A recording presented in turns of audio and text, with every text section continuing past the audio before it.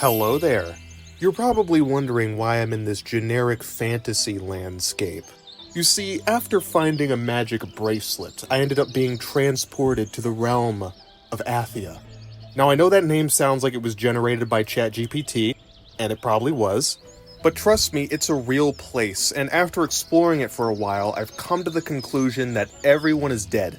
Seriously, nobody is left. A corrupting miasma affected the entire planet, and now there's nothing but corpses. Looks like they tried to save it, but didn't really work out, so now there's just nothing here. Nobody but me. And this weird cuff thing. Cuff? It's a bit reductive, isn't it? Cuff? Gauntlet, maybe. Bear brace. Yeah, no, it's definitely bear brace. It won't stop talking in my brain, either. It's making me really uncomfortable. But if you haven't put two and two together yet, I believe we're in the land from the long-forgotten game, Forspoken. You see, Forspoken was a video game that was so bad that it straight up killed the studio that made it. This studio, Luminous Productions, was also the same development team behind Final Fantasy XV. They created the game on something called the Luminous engine, which was an engine that was used in two games, Final Fantasy XV and Forspoken, and afterwards was seemingly never used again.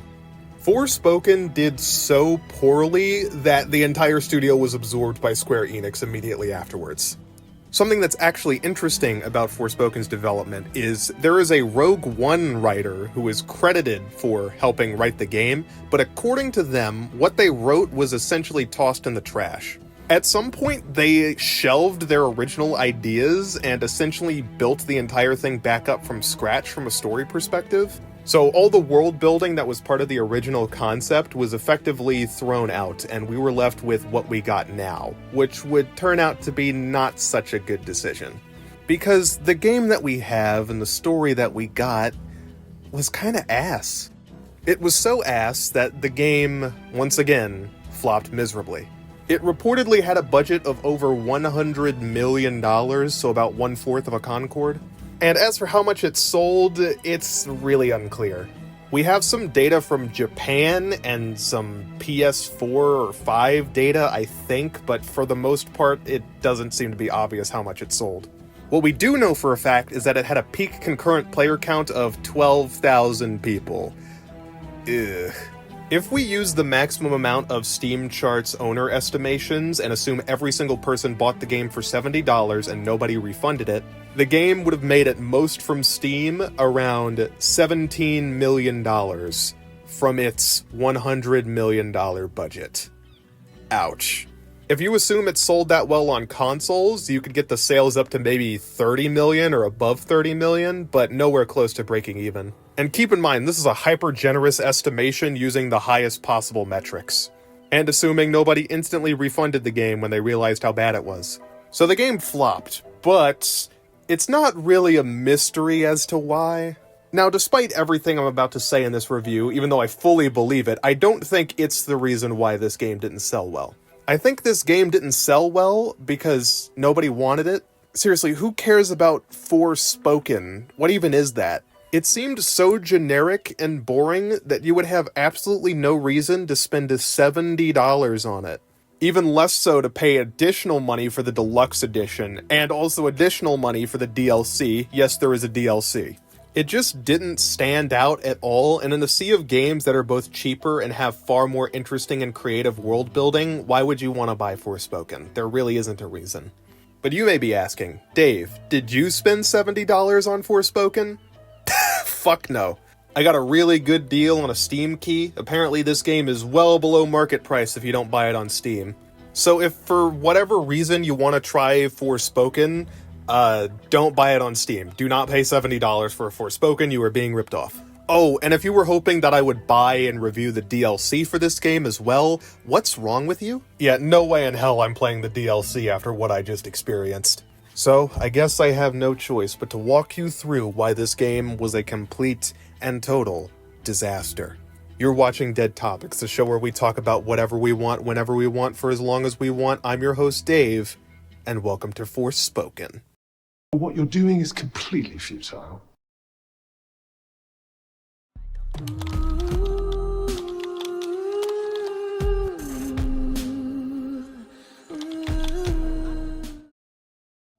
Now, typically, when talking about a game of this nature, I would discuss the plot and the characters first and then go over the gameplay, but not this time. This time, I'm going to laser focus immediately on the elephant in the room. The singular reason anybody remembers this game. And it's this. Did I just do that? Well, definitely with my assistance. I did not just do that. We did. I just moved shit with my mind. Perhaps our connection has somehow awoken some abilities. I just moved shit with my mind. I just keep hearing I. I just moved shit with my freaking mind! Yeah, okay, that is something I do now. I do magic, talk to sentient cuffs, kill jacked up beasts. You know what? I'll probably fly next. Now you're just being ridiculous. I just move shit with my freaking mind is Forspoken's entire legacy. This is the one and only scene that got stuck into everybody's minds. And it was the scene that made this game infamous. The only reason the average person will reference Forspoken in any way, shape, or form is to talk about the dialogue, and most of the time, I just move shit with my freaking mind. The dialogue in this game is so apocalyptically bad, I am convinced the CIA might use it as a torture method. Sitting through these characters talking is agonizing, and it's one of the worst parts of the entire game. Trying to discuss this game's flaws without immediately coming to the dialogue is impossible. It's like trying to discuss the problems of a house while it's next to an active volcano. At a certain point, something gets so bad that nothing else matters. So I'm going to focus on the dialogue first. So we have to ask ourselves a question: what is the point of dialogue? Believe it or not, it's not just for characters to vomit words at each other. You see, every part of a story is designed to fit together and enhance each other. Like cogs in an enormous clock or pieces of a puzzle, they're all designed to mesh together. Everything from the setting to the plot to the characters all influence each other. The setting influences the characters as they all live in the setting, and what's happening around them affects them. The plot that they're experiencing affects what they say, which affects their dialogue, and what they say to other characters affects those other characters, which in turn affects the plot. So in essence, what I'm trying to say is, when one part of a story sucks enormous ass, the other parts of the story also start to suck enormous ass, since everything's connected. Dialogue is just another piece of the puzzle, another part of the story, and its only purpose is to support the story that you're trying to tell, period. And unless you're trying to write a fanfic that nobody else but you is supposed to see, your story is meant for the audience.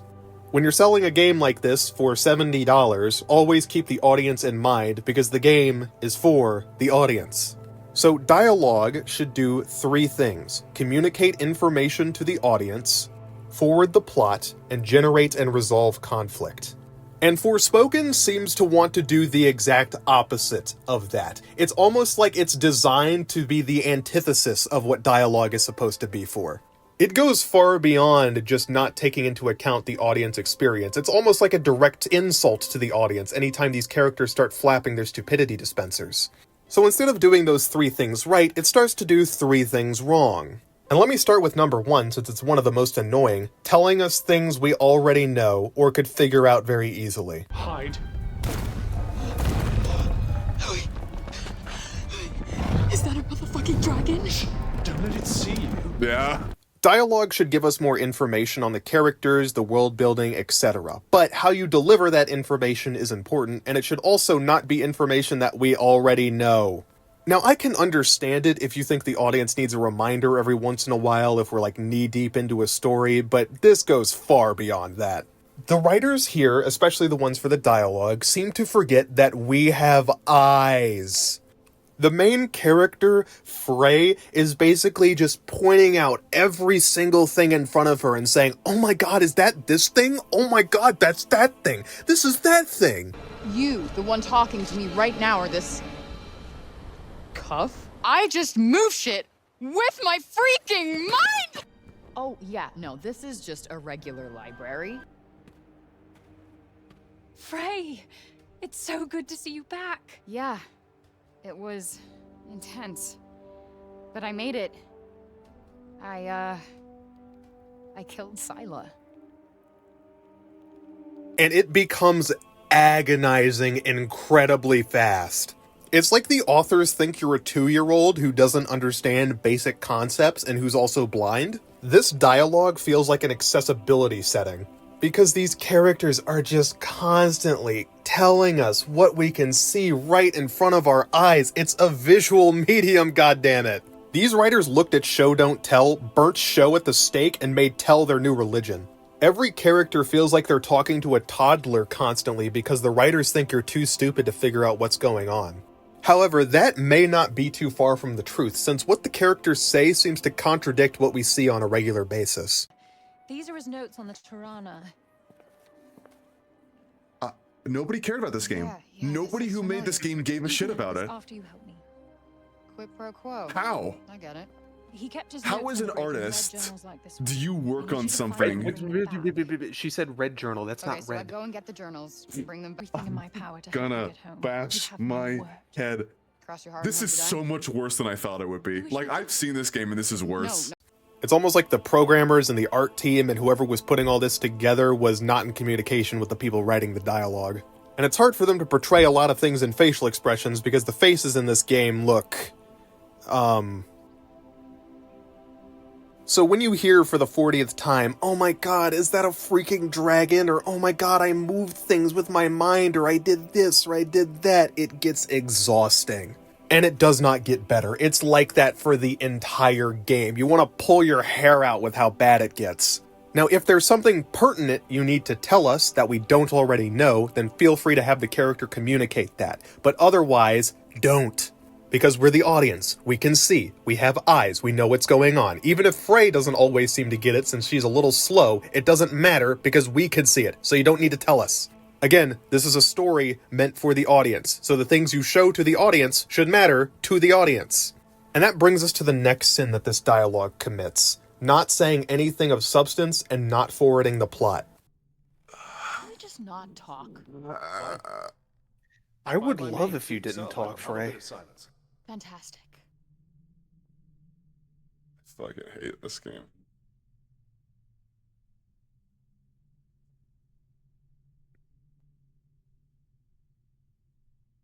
"99% of what these characters say is entirely meaningless. They will talk, but say nothing. There are a never-ending cavalcade of dialogues between characters that just go nowhere. They hold no value, they have no point, they have no purpose. Much like the attachments the Starfield developers added to all their weapons, most of it is just meaningless and does nothing. Seriously, Frey will be talking to somebody for the 50th time and it'll be something like, "Man, I'm hungry. Oh, here's an apple. Pretty good. Pretty good. What the fuck is happening?" Look, in real life, most discussions you'll have on a daily basis are probably filler. It'll be a lot of, "Hey, how are you doing? Oh, I'm doing fine," or something to that nature. These can just be minor exchanges of information, greetings, or things that really don't hold a lot of meaning in the grand scheme of things. Which is completely fine in real life. But the problem is, this isn't real life, this is a story. If you took a lot of the things that happened during your real life experience, it would probably be boring, even if you're an interesting person. Nobody needs to see you getting a banana or filing your taxes or driving the same route for the 40th time. It just doesn't matter. But if you took the highlight points of your experiences where interesting things were happening and stitched them all together in a way that conveys a narrative, you would have a story. The same thing goes for dialogue. You shouldn't be showing us every single thing a character has ever said, only the important bits. Because it's meant to be entertaining, out of the norm. We're in a fantasy land, for fuck's sake. Now that's not to say you can't have downtime where the characters are talking about vapid or meaningless stuff. You can, but you should use that for something interesting. Have them say something about themselves that you didn't know before, or have them have some communication with a character that changes their outlook. Just give us anything. But Forspoken seems to be intent on giving us nothing and wasting our time. Now, if this wasn't a story-focused game with tons of dialogue interactions, I wouldn't care that much, but it is, so it matters. I am not joking when I say there is a mandatory mission where you have to go around the town talking to random townsfolk, and all of them just say absolutely nothing. Oh, hello! Would you like to join us? I'd love to see you dance.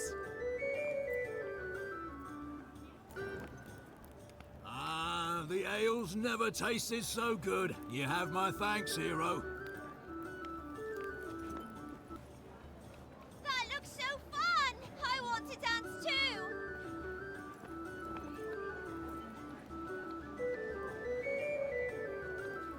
It goes on for so fucking long as you're ping-ponging between all these generic townspeople that you just don't care about because they have nothing interesting to say. And any response Frey gives, if she gives one at all, are just about as meaningless. This is just pointless. Why is this here? Writers, there's a very simple thing that I want you to understand. If your characters don't have anything meaningful to say and they don't matter right now, you don't have to make them talk. You decide what gets put in your story, what interactions show up, what the audience sees. If something doesn't matter, skip it. If you want to have a dialogue between characters, use it for something interesting. Give it a reason to be there. Because not doing that just makes the story agonizingly boring and causes the audience to tune out. It's no wonder nobody cares about Forspoken's story because the way it's communicated is just downright awful. And that brings me to number 3, failing to facilitate conflict. Saying that the conflict the main character Frey goes through is forced is not an over-exaggeration in the slightest. The conflict between Frey and the other characters feels so out of the blue it's almost baffling, like you get whiplash from it. She does have arguments with people, but most of these arguments just don't make any goddamn sense. I'm going to touch on the story more later, but let's talk about one of the main facets of it, Cuff. Vambrace. Vambrace. Shut up, Cuff. So Cuff is a magic bracelet which gives Frey her powers. Well, not really, but we'll talk about that later. It's what brought her into this fantasy world called Athia, and when she's wearing it, it can talk into her mind. Only she can hear it, at least at the start of the story, and she has dialogues with it regularly. It's basically her one and only following companion. And I swear to Christ, when I first heard Cuff's voice, I was convinced that he was the voice actor for Astarion from BG3. Seriously, they sound exactly the same. I'll probably fly next. Now you're just being ridiculous. Oh, that's too far. Good to know there's a line. If you could just master these new abilities, with my help, of course. Well, apparently there's a limit. Somewhere between a nice summer's day and the full concentrated power of the sun! But to my shock, it's not. It's a different guy. Now, Cuff's interactions with Frey are incredibly confusing because they're hostile for no reason at all. And I'm not talking on Cuff's end. Cuff is actually really polite to Frey throughout most of the game, but Frey is just a massive asshole to him in particular. Cuff does nothing but help for the majority of the game, and things do change later, but once again, we'll talk about that in the story section. But for the most part, he does nothing but help out. He's actually really polite to Frey. He's one of the few people who believes in Frey, and Frey just treats him like garbage for no reason. Can we just not talk? Fine. Fine by me. Suit yourself. I'd love a bit of silence. Fantastic. She is really unlikable. My only guess is that maybe she blames him for her arriving here, even though she finds out she was brought here by the Tirana, which is a different thing, but it just doesn't make sense. Cuff gives her superpowers, directs her on where to go, helps her throughout her quests, gives her advice, is nice, and she just constantly curses at him, tells him to shut up, is just massively rude to him, and she doesn't act like this to most of the other characters she meets. They act like it's a sassy back and forth between the two, but it's really not. Cuff can be sarcastic and somewhat sassy, but most of it is incredibly vanilla and oftentimes isn't even directed at Frey at all. It's usually just pointing out how bad the situation is, because once again, the writers do not understand that we have eyes. This just makes Frey look like a massive asshole participating in this targeted one-sided beef. The conflict between them is so forced that it feels like the story pulls reality apart just to make Cuff a villain at the end, and we'll discuss that later. The writers clearly don't want Frey to be an unlikable asshole. She's meant to be someone you're supposed to sympathize with, and somebody who is also kind. So having her randomly act like this, just being a massive dick, constantly putting down Cuff and insulting him for no reason, it makes her look like a jerk. It's no wonder people who play this game immediately turn away from Frey as a character because her dialogue is making her look like an unlikable asshole. It's literally doing the exact opposite of what the writers want. It's not just giving us no information, it's giving us anti-information, making us believe something that the author desperately does not want us to. These three things make Forspoken's dialogue unbearable. When it's giving us information, it's information we already know, so it's meaningless. When it's not giving us information, it's meaningless. And when it has some kind of meaning, it's the exact opposite meaning that the writers want to convey. But there is a secret fourth thing. It's not funny. I am so far from home. I'm trying to get back. I fell through a, Whoosh. Yeah, a whoosh. Yeah, I gotta get back to where I gotta be through a whoosh. Whoosh. You will get back to where you need to be. Whoosh. Yes, whoosh. It wasn't funny the first time. The seventh time was just, Whoosh. Whoosh. Whoosh. They're doing it. Yes, whoosh. They're doing it I was again. joking. I was joking. Oh my god, it was so funny the first time. Forspoken dialogue is clearly meant to be funny. There are just jokes thrown at you constantly. But calling them jokes is being a little generous, because nothing in this game is funny. Every single bit they try to make is awful. Seriously, are there people who laugh at this shit? Genuinely, I'm curious. When Frey says, "Did you not see me just take down that gnarly beast?" were there people just busting a gut laughing? When she says, "Oh, is that a motherfucking dragon?" are we meant to just start chuckling our heads off? Is that a motherfucking dragon?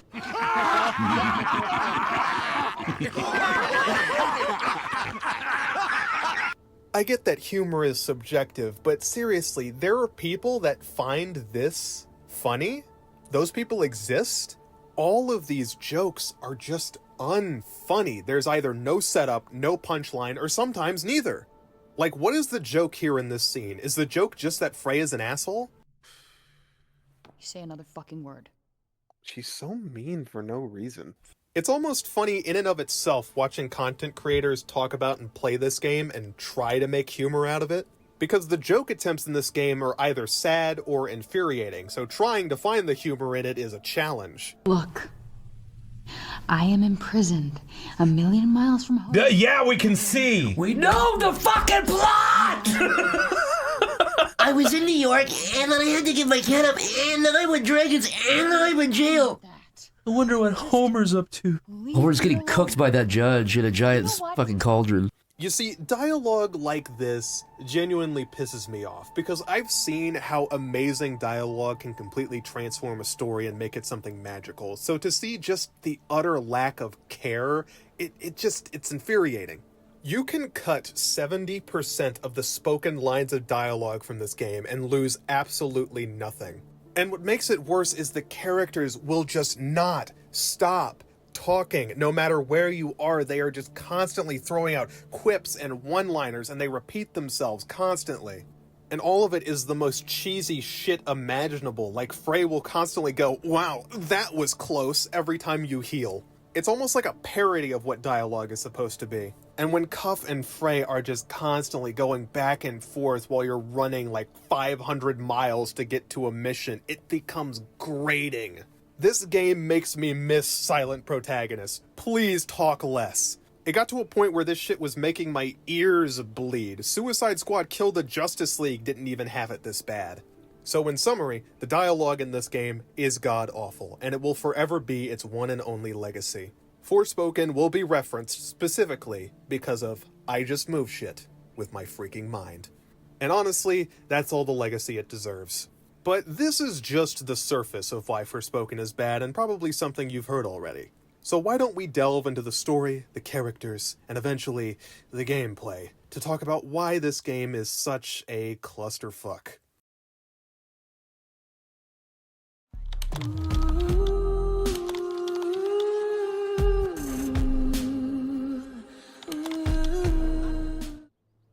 If there is one thing I want to illustrate about Forspoken's story and the game in general, is that it's boring and generic. The only parts of this game that stand out are the parts that are infuriating, which isn't a good thing. When it's not fucking things up, it's so forgettable that, honestly, it's leaking out of my memory even now. And the story is no exception. The only bits of the story that genuinely stick out to me are the ones that pissed me off with how badly written they were. Other than that, it's all blank.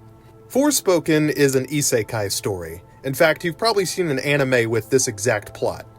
Maybe a couple. Okay, maybe more than a couple. I'm surprised the main character didn't get run over by a truck or something at some point. You play as Frey, an orphan who spent most of her life living on the streets of New York City. As a baby, they were abandoned in a tunnel and spent their childhood essentially getting bounced around by the foster care system. They grew up in Hell's Kitchen and were spat out onto the street once they got old enough. And since their skill set is inconsistent and only decided on a plot-by-plot basis, they weren't really employable, so they turned to a life of crime. They're tasked by this crime boss named Gigan, who you never see throughout the entire game, by the way. Chicken, giggin, Giggin, Giggin! Alright, Giggin, quick gig. Shut up, you idiot. Comedy. To go boost a car, but they get caught, so it's basically like that one Cyberpunk intro. Why Gigan, a crime boss with tons of disposable goons and clearly at least some money, would send Frey, of all people, to do this job, I don't know. But it goes poorly and she ends up in a courthouse, which is where the game starts. The presiding judge decides to give her community service as a Christmas present, and she's let out on the street again. A bunch of criminals who work for Gigan track Frey down and threaten to kill her if she doesn't pay up the money she owes. Because the plot's decided that Frey's a ninja now, she manages to blind all of them and parkour off their faces to escape, and the developers were too lazy to program them actually chasing you. They do have a gun. They could have just shot her at any point. Yeah, this fence has holes in it. Dave, you gotta run. You gotta run, Dave. You gotta run. Damn it, Frey! Do I? Run. Help! Because you're the one that says help. Do I gotta run? Dave, you gotta run! I don't know if I'm feeling it. Dave. Anyway, just... You can press... What if you go back there asking nicely, Dave? Okay. Frey manages to escape and returns to her humble abode, which she broke into. She also has a cat named Homer. Why would you name your cat Homer? I don't know. And this is where we find out she has a massive fucking duffel bag filled with cash. Uh-huh. So this entire time, she's just had a massive duffel bag sitting and waiting for her to escape the city, and she just hasn't? Why?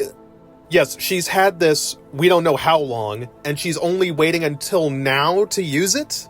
Why the hell hasn't she already gotten out of the city? Why even bother stealing the car or doing anything with Gigan at all? You have the money, it's right there, you could have left already. Why are you waiting until now? That doesn't make any sense. Maybe she just wanted to follow her escape plan to a T. Yes, this is something she actually has taped onto her wall. Stop. There's her escape plan. There's her escape plan. Excuse me? There's her escape plan. Real?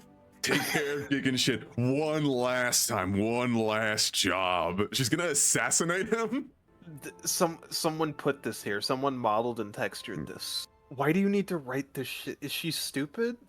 Get enough cash. This is like something the postal dude would write down as a joke. Score some cash. Take care of Gigan stuff. Food and carrier for Homer. Get some milk. Okay. I love the idea of her just being like, dude. She's thinking real hard about the plan. She's like, is this gonna work? Frey is, a little slow. She forgets things sometimes, so this is for her own good. Unfortunately for her, though, Gigan's criminal posse develop clairvoyance and somehow find exactly where she is. And they decide to light her home ablaze. So, waking up in a room with a massive duffel bag filled with cash right in front of her, she of course decides to grab it and run. So this is another notoriously stupid thing this game does, and it happens really early on, so it's in a lot of Let's Plays. Frey has the money just sitting right in front of her. It would take her 2 seconds to grab it, and she just doesn't, because she's got to find Homer first. I know that they're trying to make it seem like, oh, she cares about her cat so much because she's a good person deep at heart, but this isn't a dilemma at all. You can grab the money and get the cat. It would take 2 seconds. What makes it worse is not only did they decide to put the duffel bag in the same room that Frey wakes up in, but they also give you an interact prompt. So the game acts like you can pick up the money, but it just doesn't let you. It's like dangling it right in front of your face like a pair of shiny keys. Instead, what they should have done is have the money bag be in one room and Homer be in another room and show that Frey doesn't have enough time to get both. Maybe even let the player decide if they want to save the cat or save the money, you know? It's like some choices in the story-based game. But that would take too much effort, so she loses all the money, gives away her cat to find it a better home, and contemplates jumping off a building. You know, Frey, with how bad this game is, I'm right there with you. But before she can isekai herself the old-fashioned way, she sees a shiny glowing light. Sitting in an antique pawn shop is this magic glowing bracelet, which she just happens to stumble into. And when she puts it on, she gets sucked through the Tirana, which are magical portals, and thrown into the world of Athia. I feel like ChatGPT could come up with that in like 5 seconds. You see, the bracelet is actually a vambrace, and it gives her magic powers. Well, not really, but again, we'll get to it later. It's a sentient being which has been trapped inside this bracelet by a bunch of witches. It meets up with Frey, and Frey is incredibly hostile to it for absolutely no reason. And with the new magic powers that she gains, she decides to fight off any beasts that she comes across in these lands, including a giant dragon. Okay, this is where I have to take a pause to talk about Frey's magic powers. So, at the beginning, the game frames it as though the bracelet is what gives Frey her magic. Additionally, all the witches that she has to fight later on all have these exact same matching bracelets. And anytime she absorbs a bracelet, she gets that witch's powers. So you would think that the magic is actually tied to these bracelets that everybody's wearing, and when you absorb one of them, you get their powers, right? No. I'm going to have to drop a little spoiler to put things in the proper context, but for a matter of fact, no, the bracelets do not give you magic powers. Frey actually had all of these powers from the very beginning. She just conveniently happened to unlock them right when she absorbed those bracelets, but they're actually unrelated. She also happens to lose the bracelet later in the game and loses her powers at the same time. But it's more like a placebo effect kind of thing, because she doesn't really need the bracelet, she can just use her powers whenever she wants, she just has to figure that out.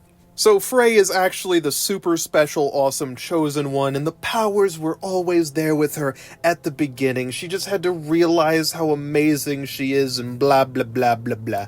You see, at the very beginning of the game, Frey is already a master of magic. Even though she has absolutely no training, nobody's explained it to her, she can just kinda do it. And not only do it, but do it better than anyone. It gets to the point that on her first day being here, she manages to fight off a giant dragon, just going blow for blow with it and casually knocking it out of the sky. And the game can't even make the excuse that Cuff is helping her out somehow, because Cuff isn't where the powers come from. So typically in fantasy, when characters fight a dragon, they have to build up to it like it's a final boss, because dragons are often some of the most powerful creatures in the entire world.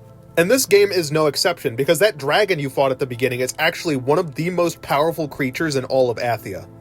I'll talk more about the dragon's identity when we get to it, but it's stupid, and the reveal is so stupid it made me laugh. Really hard.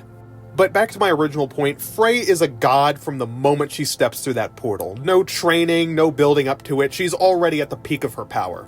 And this becomes a problem for Frey's character development because it doesn't really feel like she's getting stronger. I am not convinced that she couldn't just immediately solo every single boss in the game right from the start. She doesn't need to practice, she doesn't need to grow either as a person or with her powers. She is in the upper echelon of this world's power system right from the beginning. And that is really, really boring. Now look, there are ways you can do a story with a super overpowered character from the beginning well, like One Punch Man for example, but this is not One Punch Man. Nothing Frey does is interesting or inspiring because she's already at the peak from the very beginning of the game. She gets new powers, sure, but it doesn't feel like she really needs them. Again, she was already slaying dragons with her original power, why even need the others? Now you may be saying, Dave, isn't it common for a lot of these isekai stories to start with a really overpowered protagonist? And to that I say, yes, that is correct. Also, do you know how many of those stories suck? You see, it might be fun for 5 seconds, but once you get over the wow factor, it gets old really fast. I'm not inspired by Frey's growth as a character and as a warrior, because she doesn't need to grow as a character or a warrior. She's already perfect from the beginning. It's like going on a roller coaster, but instead of having the ups and downs and the peaks and valleys, it's just a straight, slow line to nowhere. it kind of loses the excitement. Watching Frey develop, quote-unquote, is about as fun as sitting in a traffic jam. It's just not interesting. And I wouldn't mind it so much if there were other things in the plot that could be interesting that we're supposed to focus on instead, but there really isn't. The key dilemma for Frey as a character is her choice between finding a way to return home or trying to protect Athia from the apocalypse. So she has to make the choice between getting what she wants or being the hero, which would be a fine dilemma. However, this game tries to find new and improved ways to fuck up this really simple story concept. You see, the main conflict revolves around Athia and something which Frey calls the Break. The Break is a corrupting miasma which is spread across the planet, and if it touches you and you aren't Frey, it'll turn you into a mindless zombie. It's corrupted not only the people, but the animals as well. Yes, we have a generic corrupting evil force which is spreading throughout the lands and making zombies, in case this couldn't get any more generic. So you would think the main plot would be about Frey stopping the Break, right? Well, no. Not only does she make zero progress on that for the entire game, by the end of it she doesn't even stop the Break. Yes, after the entire game has been concluded and she's fought all the enemies and the big final boss who's going to destroy Athia, the Break is still there. And this is a tiny bit of a problem because according to the game, it's wiped out 99% of the realm's population. Yes, you heard that right. 99%. Seems like a good place to lie down. Hold the phone. The Break wiped out 99% of Athia's population. Oh my god. Bro, 99%? There's like 5 people on this planet. Well, maybe it's like 99% because there's only like 1,000 people total, and there's like 100 people in that town. So maybe it was like that. No, that'd be like 10 people. Oh my god, bro! She's gonna save the world, and there's just nobody. There's just not enough humans left to repopulate. No. So obviously, Athia is not going to have as many people as our Earth because they're in a medieval type period. But if that happened to our planet and 99% of the population was wiped out, the remainder would be less than the current population of Japan. So there would basically be like 1 country left worth of people. So I don't know what Athia was before we got here, but it's not that anymore. Athia is done. Dead and buried, the entire society would have to be built from the ground up. It's funny how people in this game are constantly telling Frey, oh, you have to save Athia, or restore Athia. Restore what? 99% of the population's gone. Apparently there's only like 1 city left in Athia? And I know there's gameplay restrictions on how big they can make it in the population size, but it doesn't look that large. And of course, we didn't stop the Break, like at all, by the end of the game. So whatever people are left are probably going to be dead soon, because the Break's still spreading. You know, I'm starting to think the writer who put down this random lore note doesn't know how math works. The Break was presumably created by the Tantas, which are those witches that I mentioned earlier. They were once the rulers of Athia and were nice and loved, but they eventually went insane and decided to start attacking the entire population. The Break followed suit, wiping out, again, 99% of all Athia's people and turning them into hordes upon hordes of mindless zombies, along with all the animals. So Frey has been dropped into a post-apocalyptic scenario. This kind of feels like one of those bad-ending, depressing SCP stories, which that would be fine if that's what they were going for, but it's not. The story is like happy-go-lucky fantasy adventure, which doesn't really make any sense in this scenario. It's like if in Lord of the Rings, Sauron already killed 99% of the population and the Shire was all that was left. I mean, we could bring the ring to Mount Doom, but like, what are we fighting for now? Everyone's dead. Anyway, when it comes to the Break and, corrupting most of the population, Frey seems to actually be immune to it. Frey and the Tantas are the only human-like individuals who can enter the Break without being turned into mindless zombies. Which this is actually decent foreshadowing on the game's part, so I'll give them credit for that. Unfortunately, I cannot give them credit for the rest of the way the story proceeds. After she gets done fighting the mother-freaking dragon... Is that a motherfucking dragon? She ends up finding the final city inside of Athia, and taken in as prisoner. You see, the council doesn't understand Frey or her magic powers since she came out of nowhere, And there's this minor villain, evil councilman guy who tries to get Frey arrested and executed. He does basically nothing and then gets fired later on in the game, so he's kind of pointless. And overall, this scene is just a vehicle for Frey to make more references that nobody understands. You see, Frey throughout this game just doesn't seem to get the fact that nobody here knows where she's from.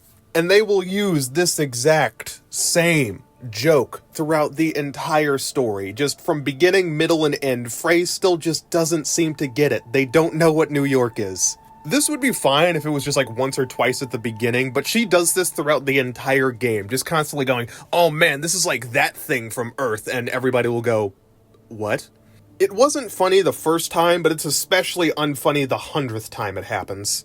So they think she's a demon and throw her in jail, where she just sits around doing nothing, and the game forces you into a non-cutscene segment where you're just sort of sitting there, waiting, for no reason. The game will do this a lot, where you're just thrown into an area with nothing to do, and you're forced to wait in between two different cutscenes, and it's just pointless. So after sitting around, she finally attempts to break the door down with her magic powers, but she's broken out of prison by Auden. You see, Auden actually believes what Frey is saying, and she's an inhabitant of this realm who wants help getting rid of the break and thinks Frey might be a way she can do it. After they escape the tower, Auden explains that her father used to work with the Tantas and wants to, get rid of the break, but he got lost in the break and is presumed dead. But he also knows about the Tirana portals, which are how Frey got here, so if she wants to get back home, she's going to have to find this old guy or his journals. So this is the start of something this game does a lot, which is introducing new characters, spending 5 or 6 minutes with them, and then expecting you to care when they die. I'm gonna be honest, I don't care about any of these characters or their motives because they're so bland, boring, and uninteresting that it's putting me to sleep. And it's hilarious when this game expects you to care for any of these characters when you get like 5 or 6 minutes with them at most. Auden is probably the one we spend the most time with, and she's basically like that one generic girl the isekai protagonist meets that becomes sort of the face of the harem. She's a boring vehicle for exposition that just kind of says what she needs to before getting put off screen. And maybe she'll cry every once in a while when the game decides we need to be emotional. There's also Olivia, which is the saddest attempt at a heartstring pull that I've seen in a while. Frey just runs into this random thief child who looks nothing like a thief with her purple dyed clothing, but whatever, and spends like less than 10 minutes getting to know her. And spoiler alert, this girl dies before the first boss fight even happens. And we're supposed to feel so sad for this random girl we don't know. Gonna be honest, I didn't. Just because you throw a child on screen doesn't mean we're automatically going to care about them if you put no effort into making us care. No effort is how I would describe most of these characters. They maybe get like one personality trait each, if that. For all the people who have played this game, all like 2 of you, do you know this guy's name? Because I don't. The vast majority of these characters are so utterly forgettable that I just don't care what happens to them or what the story is doing with them, because the story isn't doing anything with them at all. The only character in this entire game who is vaguely interesting is Cuff. There's a sense of mystery behind him, his dialogue is slightly better than everyone else's, and of course he isn't a massive asshole for the first half of the story. Which that alone puts him leagues and bounds above most of the other characters here. Regardless, Frey ventures out and finds out that Auden's dad is actually still alive. He's been partially corrupted by the break. Because he knows about magic, he has some kind of resistance to the break that stops him from completely being taken over, but he's still slowly losing his mind. Frey refers to him as Break Bob, and his one bit is that he's crazy. Much like everything in this game, and you'll notice a pattern, it's not funny the first time, and it's definitely not funny the 50th time. He knows everything about the portals and the magic and the break, but unfortunately he's too crazy to tell us, so we only get bits and pieces. Auden is still overjoyed that her father is alive because, she thought he was dead. So just to be clear, if it weren't for Frey risking her life delving into the break and some of the most dangerous parts of Athia, Auden would have never gotten to see her father again. Just laying that out there. And I'm sure she's going to appreciate this and not completely disregard everything Frey does from here on out for a pointless blow-up argument later. Frey's escape attempt is interrupted, though, whenever the Tanta attacks. Tanta Sila, who is the Tanta of strength and screaming really awkwardly. She She is quoted as being one of the strongest and most formidable Tantas in Athia. Actually, correction, the strongest and most formidable Tanta in all of Athia. She's got decades of battle experience, some of the most powerful magic known to man. She can literally manipulate matter with her magic. That's how powerful it is. And the second Frey sees her, she immediately captures her with a spell. Tanta Sila freaks out and summons a mini-boss, which Frey kills in seconds. Frey then proceeds to run across the entirety of Athia, go into her castle, beat the shit out of her, steal her magic, and let her die. Alright, so many things wrong with this.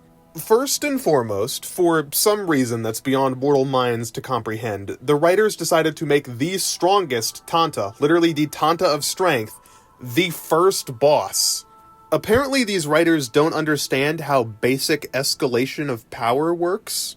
Usually, you fight the weakest boss at the start, and the strongest boss at the end. Well, technically you do fight the strongest boss at the end, but we'll get to that later. I am not joking when I say this series of events completely invalidates any sort of feelings or care that I would have had about Frey's journey. Because the second she defeats the first Tanta, nothing matters anymore. This is one of the most powerful beings in this entire world. Not only does she have decades upon decades worth of experience with her magic, she's led entire armies, is immensely powerful, can rewrite matter, and should easily destroy Frey the second Frey gets in front of her. She is going mad, but that hasn't made her weaker. She still knows how to fight.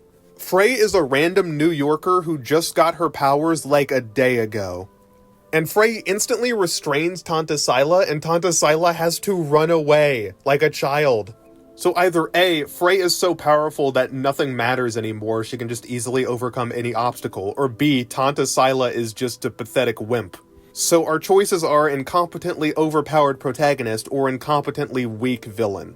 Honestly, it could be both. First and foremost, all tension is now gone from the story.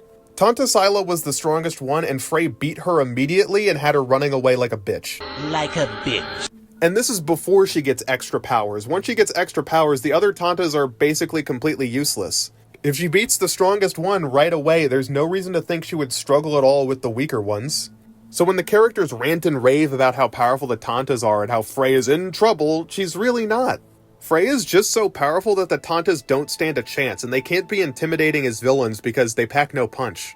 And because Frey is so powerful, it makes her journey kind of irrelevant. They act like she's risking her life and putting everything on the line for the people of Athia, but she isn't. She's so powerful that even the strongest beings in this world can't hope to harm her. Her magic powers protect her from any and all damage, and she doesn't need to train because she can just flick her wrists and do it. She can also run like an Olympic sprinter, move up and across walls, swing around like Spider-Man. There's basically nothing she can't do. Nothing she does conveys any sense of difficulty, it's just another walk in the park, and she treats it like an average experience. One of her main hang-ups throughout the game is that she doesn't want to go around killing the Tantas because she considers it murder, but that's her only hang-up. It's not that the Tantas could kill her because they stand no chance. She's so powerful, she has to hold back to make sure she doesn't hurt them. Imagine if in Star Wars, Luke just instantly killed Emperor Palpatine and Darth Vader the second he picked up a lightsaber and then had to go on to fight like random Stormtrooper number 3. Who cares? The journey after that doesn't matter because they already did the hardest thing, like right at the start. Oh man, I wonder if Luke is gonna be able to take out this random guy with a blaster after he's killed like 57 Sith Lords in the first 5 minutes. Man, this is so tense, it could go either way. Anyway, after killing Tanta Sila after sneezing on her really hard or something, Frey absorbs her Vambrace and unlocks a new power. She then has a long dialogue with Cuff about how she doesn't want to kill the Tantas, but Cuff seems very focused on killing the Tantas. I wonder why. So Frey basically has two choices set up before her. She can either try and focus really hard on getting home and opening those portals, or she can stay, defeat all the Tantas, and be the hero of Athia. Now, you would think this would be like a dilemma for her, right? She would have to pick between them, and she does later on, but not right now. She actually just starts doing the saving Athia stuff. It's really weird because the game is acting like she's not doing it, even though she 100% is. She's going after the Tantas and killing them. Like, that's her job. That's the whole thing she's supposed to do, and she's doing it. So I really don't see why the game is acting like she's not doing her duty when she is. That's like the whole gameplay loop. They even throw a huge party for her after killing one of the Tantas, and it is a really, really bad mission.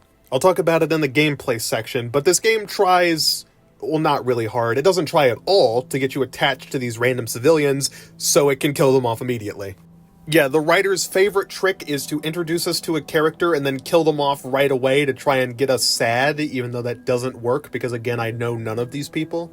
Athia gets raided by the break, a break storm hits it, probably caused by one of the Tantas, and Frey has to fight back against all of them. This is where I'm going to take an aside to talk about the city of Sepal. Sepal is the central capital of Athia and like the last remaining city on the planet. Okay, so once again, 99% of the population has been wiped out. There's barely anybody left to farm because all the farmers are dead and all the farmland is corrupted by the break. Millions upon millions are dead and buried, and this is the last city, the last bastion, the last place on Earth, or well, Athia, where anybody can be safe. So this post-apocalyptic nightmare scenario where all hope is lost is occurring all around them, and the city looks like this. Safe to say, the vibes are definitely off. This is an interesting flavor of narrative gaslighting, which is failing to match the environment to the story. The world that they've created here is incredibly depressing, bleak, and outright sad. Yet the environment here tells a completely different story. If you weren't informed on the world building, you would think this was just an average fantasy city in a generic fantasy world with maybe some monsters here and there. Not a horrific apocalypse world where the city is constantly being assaulted by everyone's resurrected dead family members. You know how I said before that the dialogue is basically just telling you everything and not showing you anything? Well, I think this is a part of why, because the designers and developers here just aren't good at displaying information visually. Because this is even worse than not showing, it's showing us the exact opposite. Again, it's anti-information. You're not supporting the world building, you're confusing the world building. And the characters here don't help. They're all happy-go-lucky caricatures that you would see in a typical fantasy story. But this isn't a typical fantasy story. This is a dark fantasy story. Again, if you think of a story as a big puzzle and all the elements as different pieces, this would be like taking random pieces from other puzzles and trying to stick them into a place where it just doesn't fit. The type of lore they've created doesn't fit the world design and it doesn't fit the character, so it all feels like a mismatched, jumbled mess. And as a result, Athia has no sense of identity. There are tons of stories with fantasy worlds that you could instantly recognize or understand just by looking at them, and Forspoken's world is not one of them. Athia is like a generic sludge of ideas. Like it was something that was spat out by an AI. Speaking of sludge, I would like to give a special shout out to what I consider to be one of the worst characters in this entire game. This is the Archivist, the keeper of the Sepal Library and Archives. Now, as you look at this character, I want you to remember, all the farmland has been corrupted by the break, there are no farmers, there are barely any cooks, people are starving and struggling to find food. Does she look like she's struggling to find food? Like at all? Because I get a feeling that she knows damn well where the food is. And it's not like she's some rich, snooty noble who's lording over the rest of the peasants. No, she's down here with us, so I don't know what's going on. Not even any of the council members look like this. I'm pretty sure she's like the only fat person in the entirety of Athia. No wonder the children are starving. It's because the archivist over here is stealing all the food. And her personality doesn't make it much better because she is just a massive asshole throughout the whole game. For no reason. Wouldn't tell me you were clever. How do you not know what a book is? No, I know what a book is. You don't look like an archivist. You don't look like a hero. The fuck, Frey? Not. I'm not defending that one. Before? You don't look like an archivist because you're fat. For the very woman I mean, yeah, pretty rotund for someone in the apocalypse where 99% of the population has been wiped out. That too. It's not funny and quirky. In fact, it's fucking exhausting. She's just constantly berating and putting down Frey for no reason and calling her selfish, even though, let's be honest, the archivist here is the selfish one since she's hoarding all the Twinkies. She's one of the many NPCs who insults Frey for even daring to try and escape from Athia, acting like she's selfish because she doesn't want to save this world which is clearly long gone. And I have to say, this is another really fucking stupid part of the plot. So we find out later on that Frey was brought here by the Tirana, which are magical portals which can cross realms. She's trying to study the Tirana so that she can create a portal to get out of here. And when you think about it, she shouldn't be killing the Tantas, she shouldn't be doing anything else with the break. What she should be doing is trying to figure out a way to get everybody out of this hellhole. This world is doomed. The break has killed everyone. 99% of the population is gone. What you should be doing right now is trying to evacuate. So you should be helping Frey escape so that she can create portals for all you guys who are remaining in this last bastion of hope to get out of this city before all of you die. Because again, after this game ends and Frey does everything, the break still doesn't stop. So for all they know, there's no way to get rid of it. This planet's doomed. Would evacuating this entire city take a while? Yes. Would it be difficult to integrate them into the society of Earth? Yes. But should they still do it? Yes. You guys have access to magic. You can make some deals with some countries to get you guys integrated. I'm sure there's plenty of people who would love to get access to, magical powers, so you have some leverage. And it's like one medieval city worth of people. You can figure some shit out. But instead, they're all berating Frey for even daring to try to escape. Oh, that selfish bitch. This is like if someone from another world came to Earth and Earth had been completely nuked, like we just nuked the whole thing. The Cold War went wrong and now the entire place is a nuclear wasteland with like 5 people left. And when that person even dares of thinking of escaping, you go, no, you have to defeat the cyborg overlords to protect Texas, the nuclear wasteland with nobody left. I don't know about you guys, but I am getting out of that world the first chance I get. I am not sticking around. You want to stay in the nuclear winter, be my guest, but don't be surprised when you die. To make a short story shorter, Frey kills 2 of the Tantas and then tries to escape, but Breakbob dies. Auden gets mad at Frey for daring to try and find a way to get out of here, even though that makes no goddamn sense. It's another forced drama that just didn't need to happen and just makes no logical sense for either of the characters. Frey storms off, gets attacked by the 3rd Tanta in a massive illusion world which she has to fight her way through. And she goes to the Tanta's castle to try and take her out, only to find out that the Tanta is dead. They were too lazy to make a 3rd or 4th boss fight, so they just kind of killed them off screen. How anticlimactic of you. Although, with how powerful Frey is, this isn't really a fight at all, so this Tanta may as well have been dead from the second Frey stepped into this world for all it matters. But this time around, when Cuff absorbs this bracelet, it turns out that he's actually evil. He breaks away from Frey, transforming into his full, ultra-powerful Mega Sephiroth form. And Frey loses her powers, because again, it's a placebo effect. She doesn't actually know that the powers are still hers, but she doesn't have them right now. So Frey doesn't have any of her magic, and this is one of the most powerful beings in all of Athia that defeated all of the Tantas. And Frey just survives this. This guy can shoot Omega Death lasers, which are capable of damaging dragons, and Frey is powerless right now. She's basically just a normal human. And he just can't kill her. He shoots her with a magic blast, which is enough to crush through stone, so she should die instantly. But she just doesn't. What? Frey's plot armor is so thick, it's literally deflecting laser beams. You cannot make this shit up. Like, seriously, this is one of the dumbest escape sequences I've seen in my entire life. Every time I think I've seen it all, I'm wrong. So Frey escapes, somehow, and it's looking like all hope is lost, until a massive dragon showed up. Yeah, that's the kind of scripting we're working here. And then a massive dragon showed up, is just thrown into the middle there for no reason. So remember that dragon you fought at the beginning of the game? Turns out, it's actually Frey's mother. Buckle your seatbelts, because this is about to get stupid. So this entire time, Frey's true mother was Tanta Cinta. She was the Tanta of love and like the most respectable or kindest Tanta, I suppose. Frey finds this out early on in the game and freaks out about it and gets angry at her mother for abandoning her in another world. Which is valid, but she doesn't know that it was actually the dragon she fought at the beginning of the game. Yes, the dragon was her mother. When I found out that the quote-unquote mother-freaking dragon was actually Frey's mom the entire time, I paused the game and just started laughing. It was so stupid. The most out-of-left-field shit. I was just laughing so hard. Her mom's the dragon? What? But wait, it gets dumber. So I realistically should keep this to the gameplay section since it's a gameplay segment, but I'm going to talk about it here because I just have to. What follows after you escaping Cuff is probably one of the worst gameplay experiences I've ever been through, one of the worst story experiences I've ever been through, and probably one of the worst media experiences I've ever been through, period. It is such ass on an astronomical level that I would be surprised if this wasn't the result of sabotage on the part of the development team.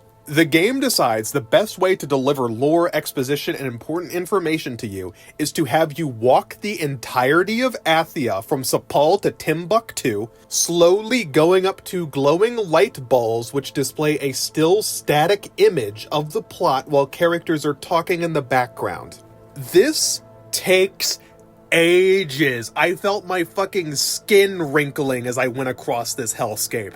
All of these cutscenes, if you could even call them that, take so fucking long, and they're so boring. Nothing is happening this entire time. You're just sitting, staring at these still images as the characters talk, and you're waiting around for something interesting to happen, but it never comes. There are also some shitty boss fights placed at random intervals, but they're so nothing that they're not even worth talking about. But ignoring that, because we're here to talk about the story sucks. So let me break this down for you. It turns out that Cuff was actually an evil demon creature that was created by Redding. Redding was this other nation that the Tantas went to war with, and they defeated them, but Redding created this weapon as their sort of last fuck you to Athia. So they unleash this weapon, and the Tantas can't defeat it. So what they decide to do is break it into pieces and turn it into basically these armbands. The problem is they get bonded with these armbands, and the bands slowly start turning them insane. So they're all slowly losing their minds, and this process takes a really long time since Frey had to be born in between that period, so it was months. Tanta Cinta, fearing for her daughter's life, decided to send her through the Tirana to another world. Specifically New York. She had visited New York in the past, and Frey's father is actually from New York originally.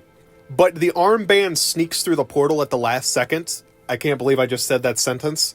And ends up in New York as well, essentially assuring that Frey will eventually find it since they're have a bond or whatever. The Tantas go insane, the break shows up, and the rest is history. So you see how I explained all of that to you in less than 2 minutes? Consider yourself lucky, bud, because the game takes 2 centuries just to tell you this. Because in between all the small vital bits of information, they just constantly show things that we either already know or just don't matter.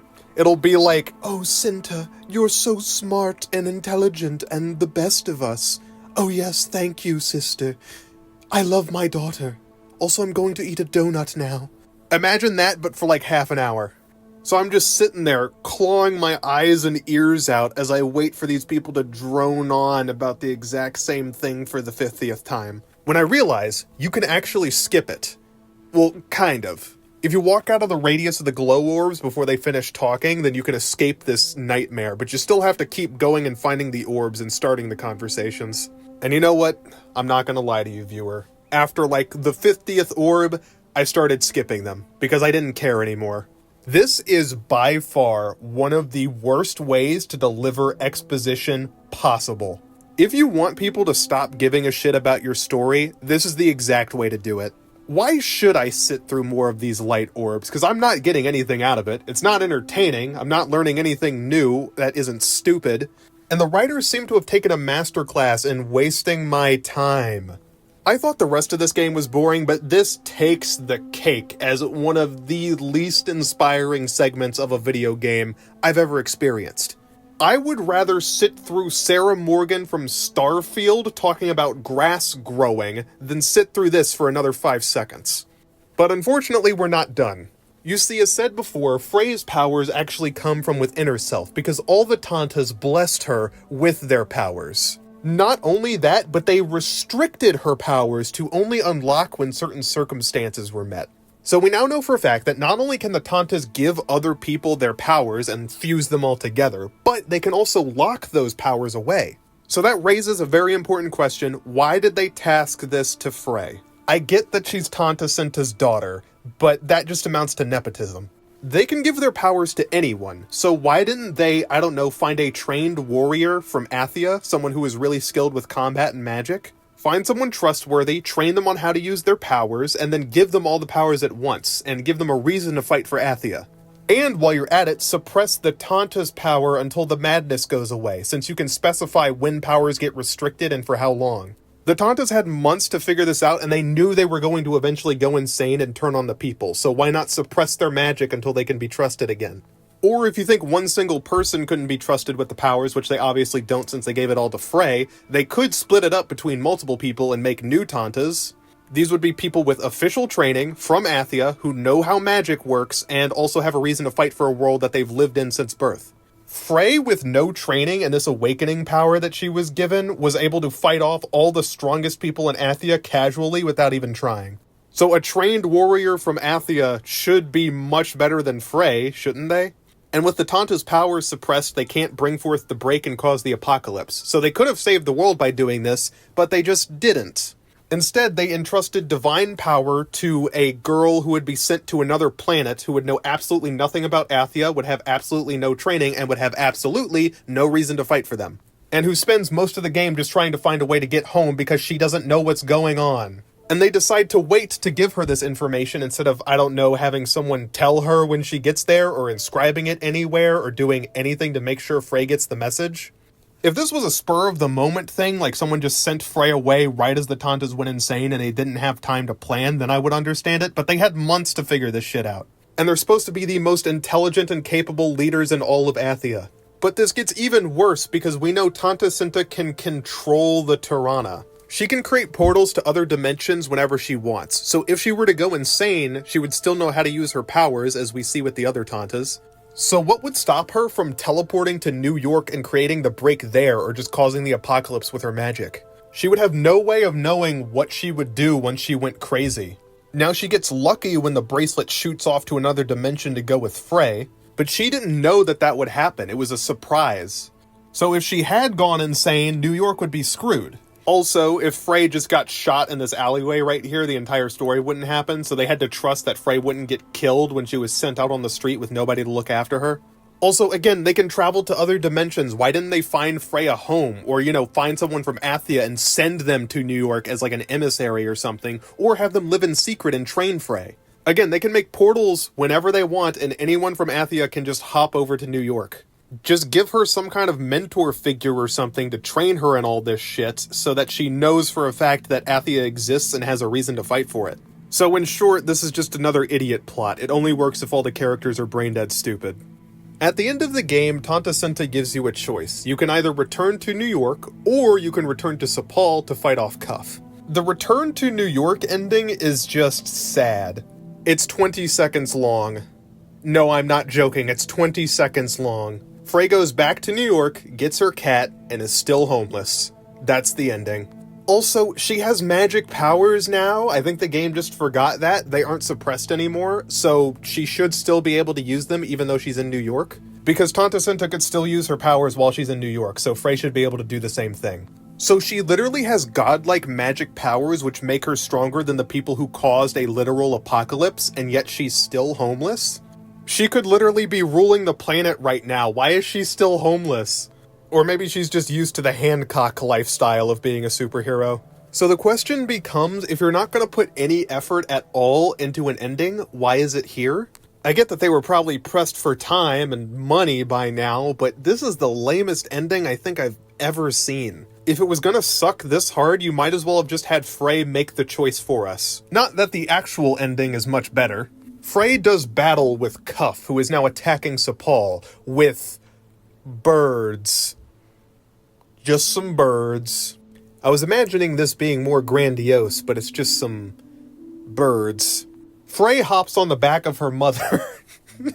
Frey hops on the back of her mother, who is a drag. Frey hops on the back of her mother, who is a dragon. Oh my god, it's so stupid. Anyway, this game can't even manage to make riding on back of a dragon cool. If you can't even do that right, you know you fucked up. But unfortunately for Frey, this game pulls out its classic old trick, killing a character we met a few minutes ago. Frey just met her mother, had like a 2-minute discussion, and now she's dead.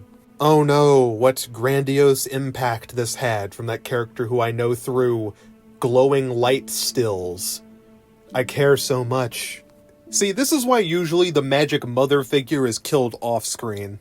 Frey gets so mad at this that she turns Super Saiyan and awakens. I'm gonna be honest, when she finally reached her awakening and unlocked the true power that was within herself the whole time, I just rolled my eyes. If this shit got any cheesier, all the mice in Sepal would be fed for generations. So Frey's god now, so this fight is kind of meaningless. She hits Cuff with a full-powered Kamehameha and absorbs him. The day is saved, and all the 5 people left alive in Athia can live a happy life until the break expands and kills all of them. Because again, the break is still there, and all of this was pointless. Now, if you've been listening to me this entire time, you may have been tricked into thinking there's interesting things to say about Forspoken's story. No. I'm sorry if I gave you that impression with how long I ramble, but it's really boring. Everything about this is so generic and boring and forgettable that I question why it's even here. We may as well have just been looking at a light show for all it really matters. There are just several basic aspects of storytelling that get fucked up tremendously while these people try to write. Always keep in the back of your mind somebody was paid to write this schlock. If this is all it takes to be a professional writer for Square Enix, I'll do it. I'll crank out something in 24 hours that has 50,000 typos. Give me my check. I'm a phone call away, I can write Forspoken 2 for you, put them bands in my hands. But hey, we're done, right? No, because we have to talk about the gameplay. Ugh.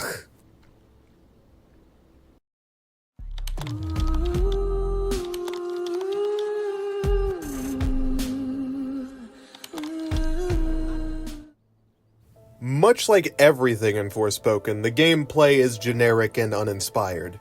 It's one of those Ubisoft-style open-world games with the pointless crafting systems and exploration where you have to find towers to unlock different locations on the map. You don't expect me to climb that, do you? You can climb that. You ever played Breath of the Wild?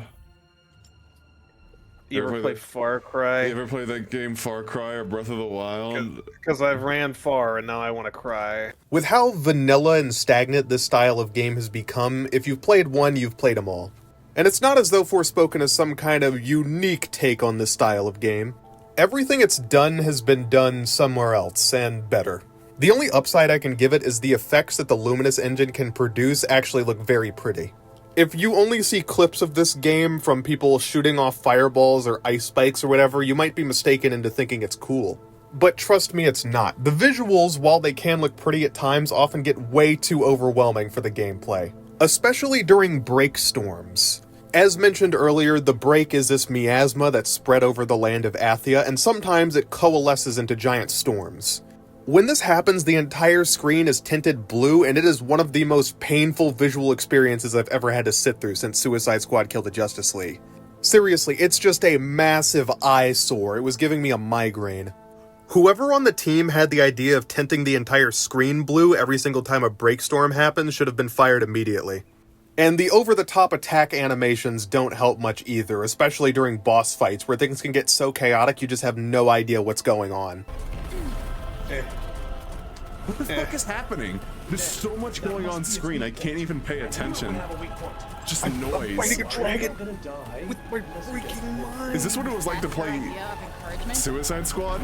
So when the visuals work, it's fine, but when they don't work, they really don't work, and it becomes painful to sit through. So while I can give this game props for its pretty visual effects, unfortunately the way it uses them just doesn't help its case much. Everything else in the game, though, ranges from pretty not great to pretty terrible. I would describe the combat as if you took the Infamous games and just made them worse.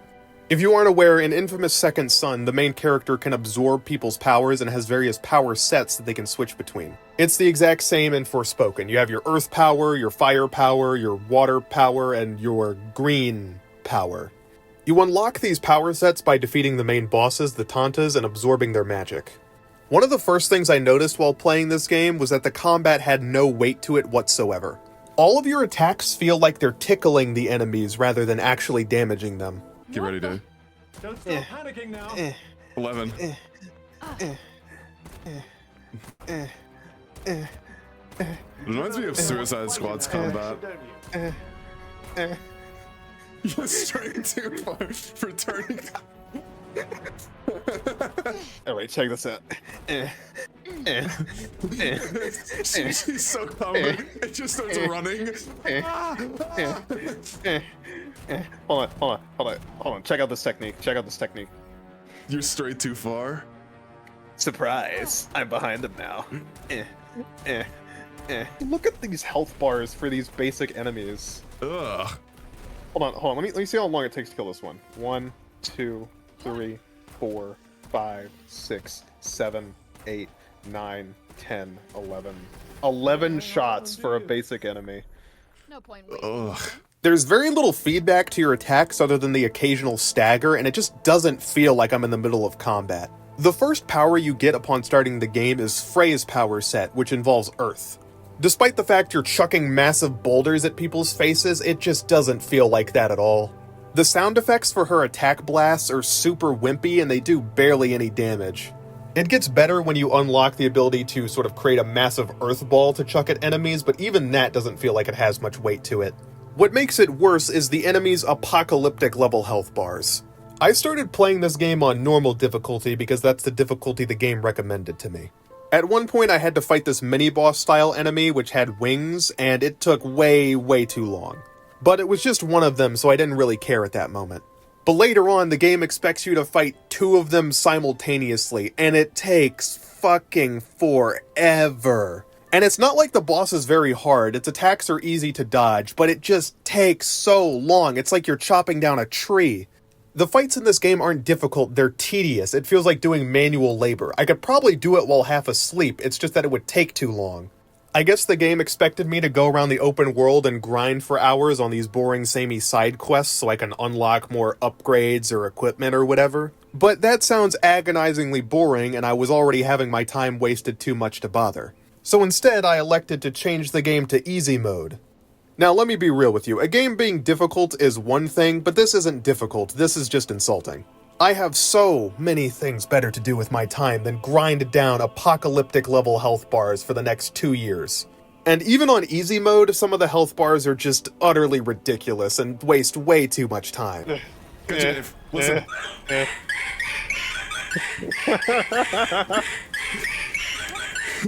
1,000 points, folks. That's all we need. 1,000 points.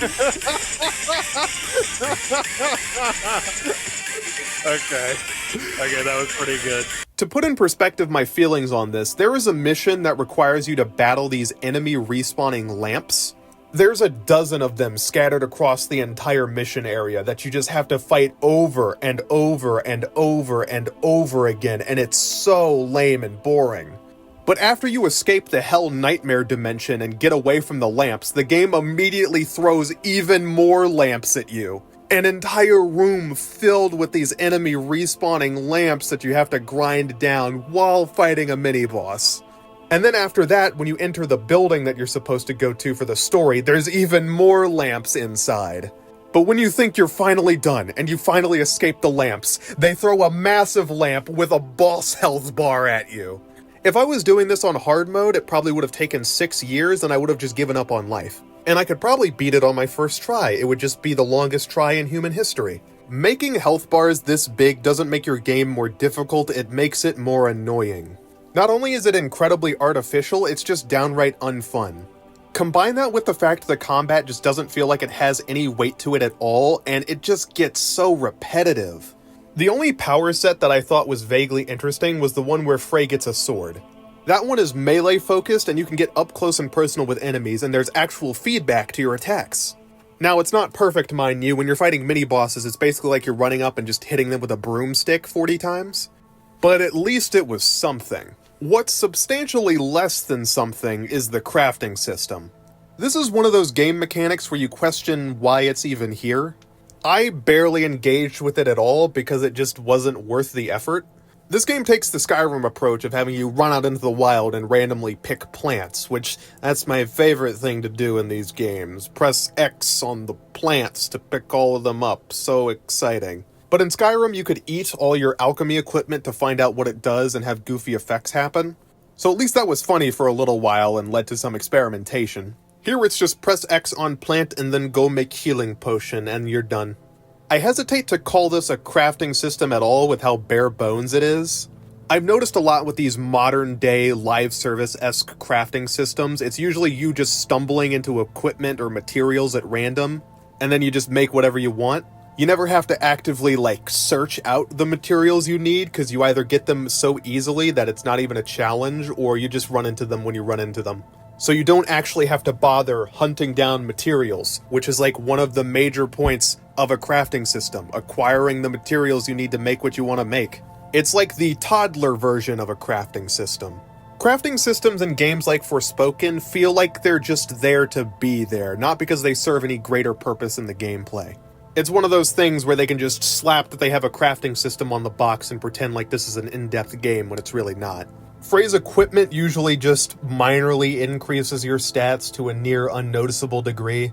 Oh wow, I get 2% more purple magic damage. Hallelujah. Or you'll increase your health or your stamina or whatever, and it's just boring and might as well not even be there.